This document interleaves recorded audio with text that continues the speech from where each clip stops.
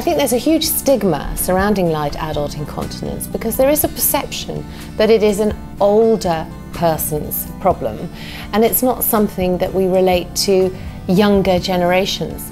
But the fact is that it does actually affect women of all ages across the board. So it's very, very important that we break the taboo on this and get women to talk about it. You do feel a little bit as if you're on your own suffering with it because nobody's really talking about the issue. For me, it did kind of dent my self-esteem a little bit for a short while, and it did affect me. I mean, I was so surprised to have just had a baby and come out with all of these problems.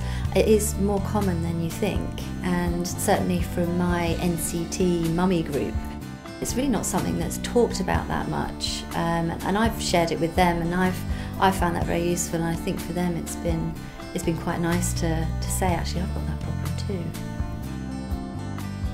A huge number of women have got light adult incontinence.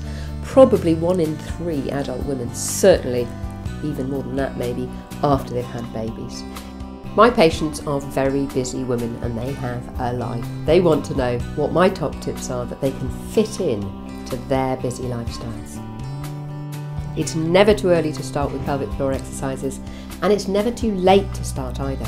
But you really need to get into the habit of doing pelvic floor exercises every single day. Do think about your weight.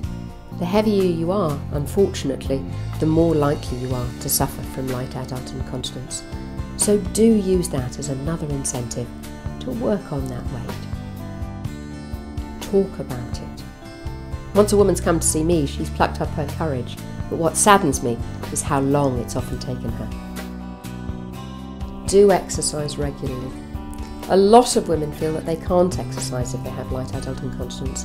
In fact, the more you exercise, the stronger your muscles and indeed your pelvic floor is likely to be. Do be aware that if your bowels are happy, your pelvic floor is likely to be a lot happier too. So think about a high fibre diet, which will prevent constipation. So will drinking enough water. A lot of women think that they should reduce the amount of water they drink if they have light adult incontinence. In fact, the opposite is true.